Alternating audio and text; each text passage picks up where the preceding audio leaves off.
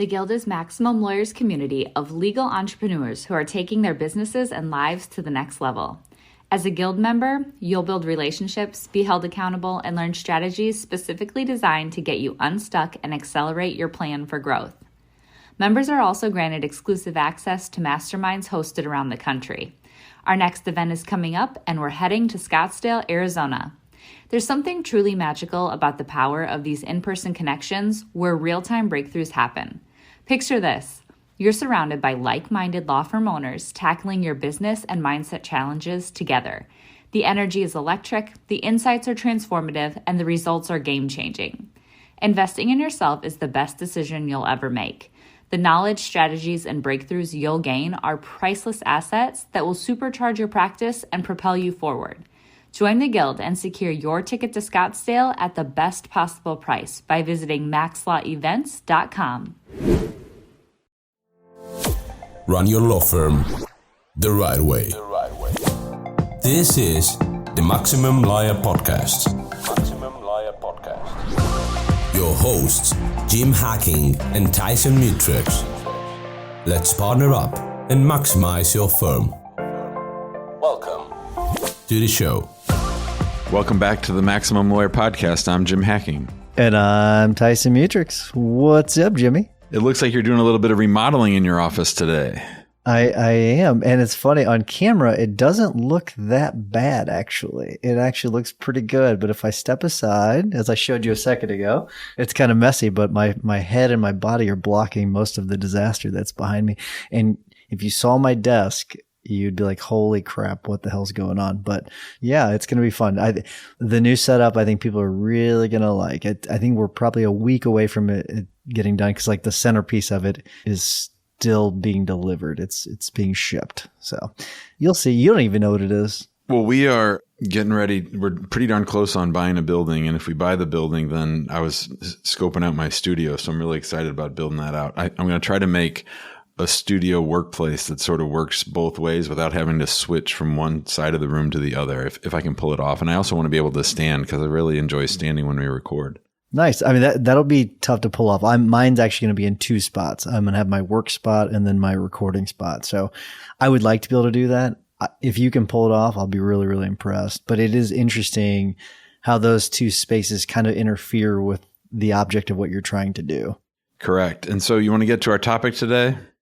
Yeah, let's do it. Let's talk about accountability. So let's hear it. You got a scenario or a situation for us to discuss? Well, interestingly, so I swear to God, this will sound really weird, but since I started 75 Hard, I've been having things happen where I think of some weird little thing and then it happens. Like I get to the gym at 5 a.m. I'm the first one there. I've never had my locker selected by somebody else before I get there. And as I was walking in, I was like, boy, that'd be weird if somebody had my locker when I got there. I got there at 5:04 and somebody had my locker. So then, and this has happened like 6 or 7 times in the last 2 weeks. Today, I send you a text saying, hey, I want to talk about how to keep people accountable without either completely not paying attention or losing my shit when something happens. And then, of course, the world, the universe, God gave me a perfect scenario for us to talk this through. So is that okay?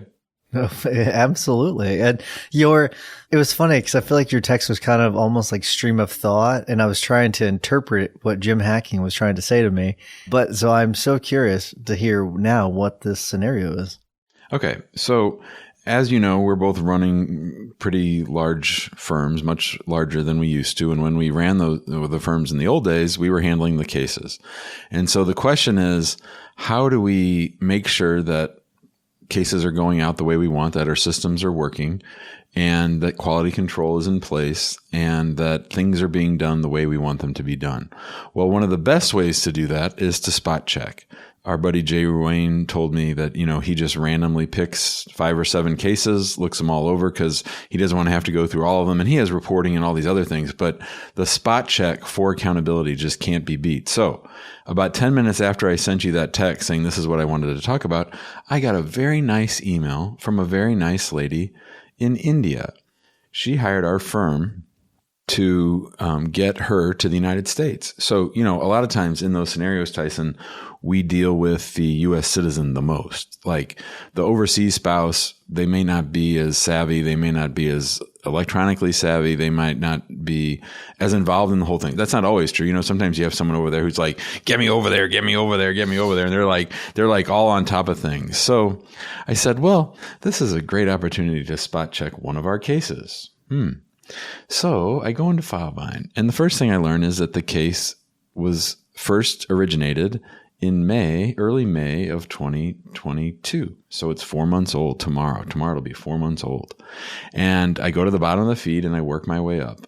And looks like everything at the beginning was pretty good, where the intake person acknowledged that we opened the matter, excited to work with you, sent the introductory email, sent the text, all documented in FileVine. And then it looks like the client, the U.S. citizen client, was a little bit slow in getting us documents. And there was some back and forth.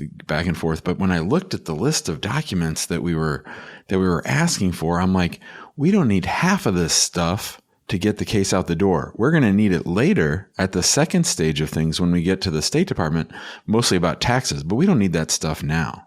Right. So that was one thing that sort of caught my eye. And then there started to be sort of some large gaps between communications. There was a month between when we sent the list of documents that were missing to be filed and then the follow-up. A whole month went by from June to July.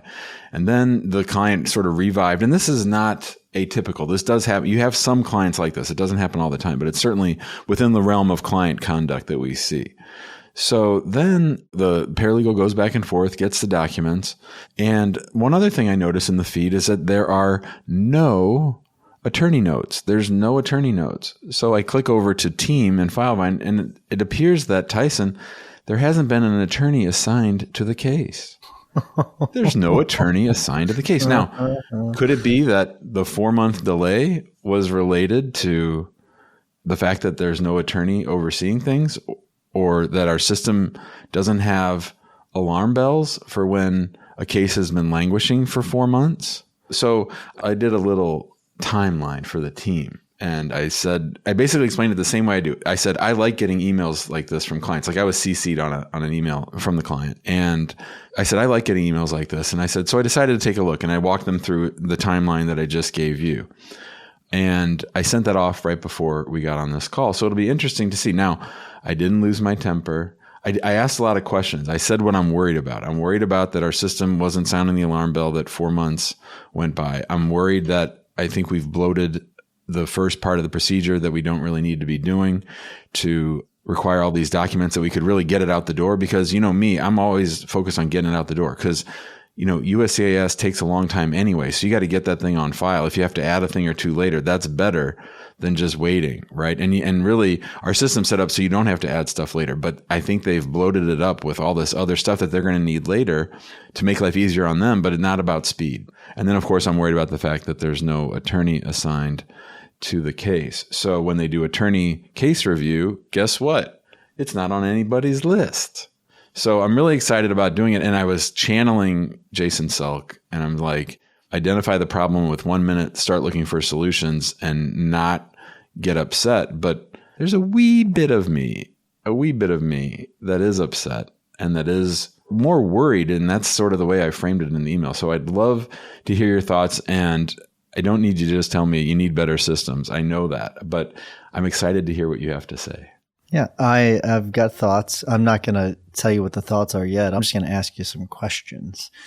So when it comes to those basic things like assigning an attorney, is that a checklist item anywhere? It's a task that's given to the supervising attorney.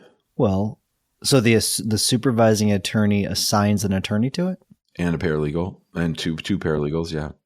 At what point is that assignment assigned? So at what point is that task assigned to that senior attorney? Now, right when the matter is opened. I don't know how it was back in May. I think it wasn't, in all fairness to the supervising attorney, I don't think it was. I mean, I looked, there's not a task at the bottom that says I did it. And actually, that's a good point, though. That's a problem, because the task is sort of open up the file and assign the case. It doesn't say open up the file and assign attorney one task and open up the file and assign a paralegal the other task. So that might be one little place. Out of curiosity, why is the supervising attorney assigning the case to someone? To help manage caseload, because they have the best sense of who's sort of swamped at the moment. I think it should be automatic and just a rolling thing, but people around here don't agree with me. I don't know if I agree with that either. We don't have it automatically assigned either because we want certain types of cases in certain pods. So don't think There's that too. There's one pod that does sort of more of these overseas cases, and this ain't that pod, but anyway. Why isn't that handled by the leads team after the case is converted? Oh, leads team doesn't touch cases. Okay, so case is converted and then it goes over to who? Does it then automatically go over to supervising attorney or someone else? So Kelsey's got it tricked out so that in PandaDoc, when the client signs the contract, it opens up a matter in QuickBooks and it opens up a matter in FileVine. When the matter is open in FileVine, it creates the task to the supervising attorney to assign the case. Okay. I don't know that it has to be the supervising attorney, but that's how it is right now, because that was Amani, because when we were smaller, she had everybody in the office and she could say, oh, I can see Tim's really busy. I'm going to give this case to Caitlin. So here's how we have, I know we're kind of getting into the details, but I think this is important. So we have our CARES team, which is our leads team. We call it our CARES team because that's more client facing name. The way we have it is we don't want there to be, and I know I've talked about this in the guild. I don't know if I've talked about it on the podcast, but we don't want there to be this drop off between leads team handling it, and then, you're just shuffled off onto someone else, onto another team. We want that continuity. So the CARES team is also responsible for doing client check-ins throughout the case. That way there is that continuity all the way from start to finish. And that way there's that connection, because how people develop these connections with someone right at the start of the case and they really like that person. Then they feel like, oh, I really like that person. I want to stick around with that person. So we do have that continuity, but we have our people, and I mean, what's best for your firm, but we have our CARES team assign those cases at the very beginning. It's one of their checklist items, and we developed these checklist items. We were very methodical about it by like the most important things. It's not all the nitty gritty things. It's all the most important things. And one of those is, and that's why I think it's interesting, is assigning that case to an attorney so that does not happen. And that happens within the first day. I've actually pulled mine up as you were talking, my checklist items. And on day 0, once the contract's signed, that is whenever the team is assigned. So it happens right away. It doesn't move on to that next stage. It remains a new case until it goes basically new case over to intake, because then that's whenever the transition happens. The team, that actual team does the full intake, but it does not move on to the next step until the team is assigned. You might want to consider doing something like that before any legal work is done on it. You assign it so that it sounds like you might have done that, right? You've got some sort of accountability built in now. Well, I'm still pissed at you from last week for making me think about how I'm always on to the next case and not fully diving in. Like, what you're saying could conceivably work. I would need a lot more of a leads team because they're working on the next cases. And I think there might be a way to do that transition I don't want the leads. I mean, we have a pretty hard wall between leads and operations. And maybe that's part of the problem. I don't think that's particularly the problem here, but I understand your point. So I think that we need to think about what you're saying. Yeah. I mean, what you have going on is working for you, but I think you probably get what I'm talking about too, where it goes, people can feel like they're being shuffled around from team to team. That's true. And then that's the part that I was mad about. Sorry, I forgot to clarify. So You pointed out last week, Jim, walk me through how a client gets to talk to an attorney. And it was like, they talk to the client coordinators first, then they talk to the intake team, then they go to the lawyer, then they go back to the intake team. And it's like a ping pong ball. And so then what I'm hearing you say now is that continues through the whole scenario. So now I'm doubly pissed at you. It's 2 episodes in a row where you've given me more work to do and things to fix. Part of what it's going to kind of create a problem for you if you were to do it. It does require a bigger team, but it also relieves some of that stress on your people throughout the case too. And it allows the client to give more honest feedback too, because think about this. Let's say that I'm representing you. Are you going to say to me that you're not happy with me? Maybe, but most likely not. But you would tell a third party. It's almost like they're an independent third party that they're willing to tell, hey, you know what? I really wish Tyson were a little bit more communicative, right? I like something like that. You're less likely to say that to me. So it is that independent sounding board And that's the purpose of it. And that's why I like it. It's not for everybody. I get that, but it's just something to consider. And with this, so this actually is all related. So this is good that we're talking about this. This also, then the reason why some of these are built in, we've got a 2-week check-in that's built in that the CARES team does. So this isn't done by the team. This is done by the CARES team. This is that continuity. So the 2-week check-in, so in the first 2 weeks, they call to check in to see how things are going. And that's how it's framed. Where, hey, Jim, this is Tyson, just calling to see how you're doing, see if there's anything we could do for you. And we have a list of questions that they go and we have them rate their experience to that point. And if it's low at that point, we know we need to adjust course and that we've missed something. And it's also an opportunity for us to identify any issues like what you're talking about. Hey, no attorney's been assigned to this. We need to get an attorney assigned to this so we can get things moving. And that's where the powers of that CARES team comes in. Running your own practice can be scary, whether you're worried about where the next case will come from, feeling like you're losing control over your growing firm, or frustrated from being out of touch with everyone working under your license. The stress can be overwhelming. We will show you how to turn that fear into a driving force of clarity, focus, stability, and confidence that eliminates the roller coaster of guilt-ridden second-guessing and mistake-making to get you off that hamster wheel for good. Maximum Lawyer in Minimum Time is a step-by-step playbook that shows you how to identify what your firm needs and how to proactively get it at every stage of the game so you're prepped and excited for the inevitable growth that will follow. Name the lifestyle that you want and we'll show you how to become a Maximum Lawyer in minimum time. Find out more by going to MaximumLawyer.com/course.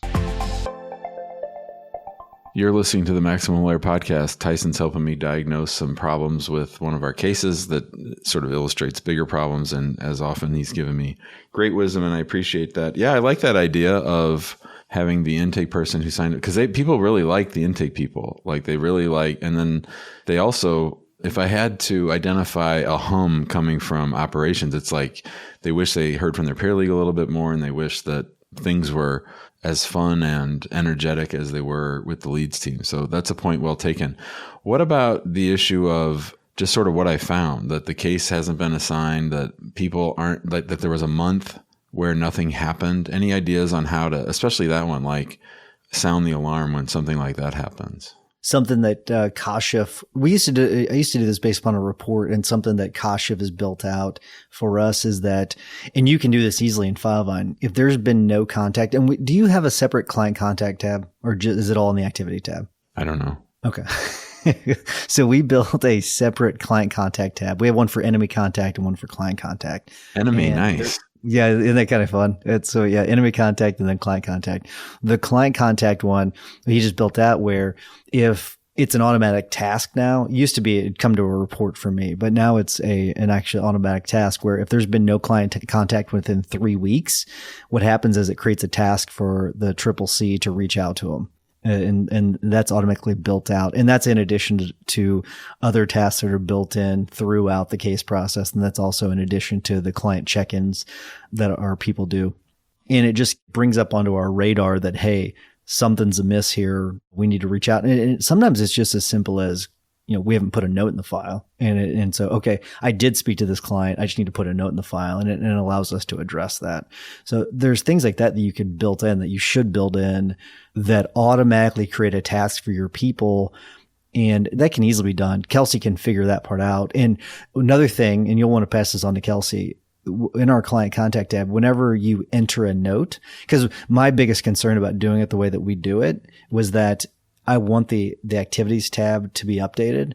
And he's built a zap where when you enter something into the client contact tab, it automatically puts it into the activity tab. That way, when you're looking in the activities tab, you can see what's going on and have like a full picture of things. When you talk about the activities tab, is that different than the feed? Like the activities tab is like the feed is for all files. The activities tab is for that Oh, file. yeah, for that. Yeah, the feed for that file. Right, exactly. Right. Okay, I gotcha. All right. So, what are your thoughts about all this stuff? Sitting back and like being a law firm owner, and I would imagine that this gives you some consternation like it did for me. Do you ever have situations like this?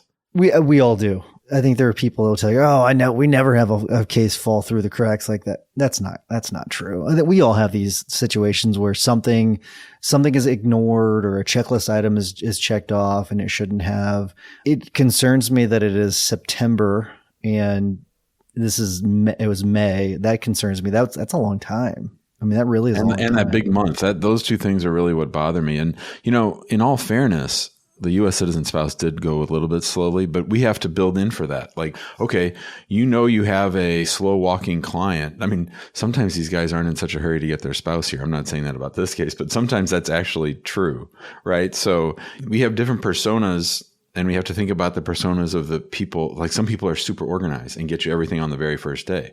Some people get you stuff, after you nag them for a week and a half, right? And so we've got to account for that. We've got to take that into account. And I think one of the things over there in the operations is that they've been busy, so they focus on the people that are moving fast at the expense of the people that move slow, when in fact they probably need to reverse it a little bit. I've got two thoughts. One is, so Case Status is a new product that we're using, and we're still in beta. We're rolling it out with, a few clients. We're not doing it with all of our clients, just so we work out all the kinks. And they've got a button in there that's really handy, Jimbo, really handy, where if the client's not getting you what you need, that's a common problem, right? Actually, I would say it's not an uncommon problem. That's what I'll say. There are sometimes where clients won't get you everything you need. And you can put the case on hold in Case Status, and a big red ribbon appears on the app that says your case is on hold until you whatever, and so that is something I'm really interested to see how that works going forward. I don't have enough feedback to tell you right now, but I do like the idea of it. So that's one thing. The other thing is that, and this is more concerning to me than anything, I'm going to make an assumption that you all are doing file reviews on a regular basis, and that this was not caught on a file review. Perfect. So let me tackle both of those. I love the first one with the red ribbon, and here's why. It took the client a month to get us some stuff, but damn well that when he's talking to his wife every night, "Oh yeah, baby, I'm working on that case. I sent them everything. I don't know. I haven't heard back from them. I don't know what the deal is." And if baby gets on the app and sees this big red line, she's going to be, "You son of a bitch. You get those passport photos over to him. I'm tired of sitting here in India. I want to be in the United States. Get that done." Yes. And as far as case review, I hate that case review. That's like the bane of my existence. That was like the first thing that I got rid of. And I believe it's highly ineffective. So they just gave me proof of that. I mean, first of all, you can't do attorney case review if there's no attorney assigned to the case. That's a problem. But yeah, I get your point. I mean, I think with case review, sometimes there's this mindless pending, waiting on docs, pending, like where there's just no actual thought. So I trust FileVine to alert me better than I trust human beings to alert me these days. Totally agree. And you can build in, we have like yes or no buttons you built in on things where it can alert you on that. Let me ask you something. The supervising attorney, are they also practicing, like actually working on cases? Not many. Okay. That alleviates my concern, because my concern was maybe the supervising attorney is a bottleneck and isn't getting to some of these things, but no. Okay. No, we're going to find out though. And actually, I think that the managing attorney in May is different than the managing attorney now. So we'll see. There's lots to find out. So tell me something. I want to ask you about, I want to be able to improve on this one. How are you, what are you doing when it comes to reporting to make sure that files aren't falling through the cracks? Like, so what are some of the things that you all do in your files? That's a great question. Clearly not enough. I'm not in operations, so I'm going to go find out the answer to your question. Okay. I like that, and we'll report back. All right, Jimmy, I think that's enough. I think we've analyzed your firm and done, I think we've done a lot of good work here. So let's go and wrap things up. Before I do, I want to remind everyone to join us in the big Facebook group. There's just so much great information being shared there. If you want a higher level conversation, join us in the guild. Go to maxlawguild.com. That's maxlawguild.com.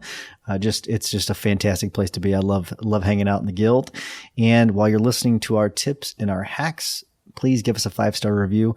We would really, really appreciate it.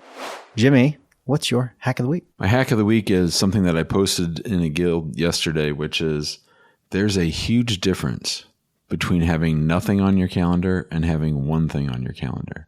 It's a huge difference. Having big blocks of time where you can just think or work, doing deep work, that's so much more beneficial, I think, at least to me, than having to remember, like if I have something at 10:30 and I'm free all morning, that 10:30 thing is just nagging my brain the whole time leading up to it so that I don't forget it, so that I'm thinking about what's going to happen at it. I really encourage everyone to have big blocks of time away from the office, away from other people, or in the office when other people aren't around, where you can focus and do the high-level work that only you can do as the law firm owner. I like it. That's very, very good. So for my tip of the week, I have been writing in this journal. It's one that Amy got me a while ago. You can actually write in the rain. It's called Write in the Rain.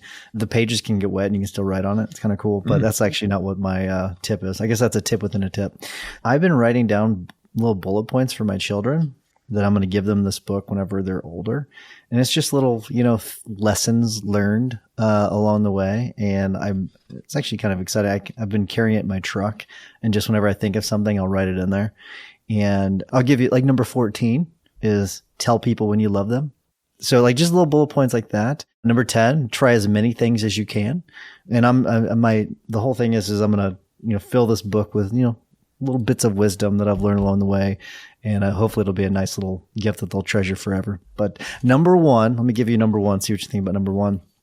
Be nice to each other. You're going to remember the times you had together forever. So things like that, So I think it's a fun little thing that hopefully they'll treasure forever. That's a great thing. I'll say this to you. I said it to somebody else yesterday, that I was at home by myself yesterday in my unblocked time where I could do whatever I wanted. And I looked at a picture of the boys when they were young, and I thought to myself, I wasn't thinking that, that was a long time ago. I was thinking, I keep getting further and further away from that. Like, it's like a train that's leaving me, right? And so enjoy these times with Hudson going to kindergarten, and enjoy Jackson and Boys Cub Scouts, all that stuff, because it's gone way too fast. So I don't know where I think I saw this on a Facebook ad. So I think that's where I saw this. But how old is Nor? Nor's 13. Okay, so I'm going to really make you sad. Oh, this is the 85% thing? I know about that. You have only 1,825 days of her being in your house. Yeah. And that's if she leaves at 18 to go to college. That's it. You know what I mean? That's all you got. And so you need to cherish every day. Yep, for sure. Thanks, brother. You bet, man. As always, enjoyed it. So I will talk to you later. Later. See you, dude. Thanks for listening to the Maximum Lawyer Podcast. To stay in contact with your host and to access more content, go to MaximumLawyer.com. Have a great week and catch you next time.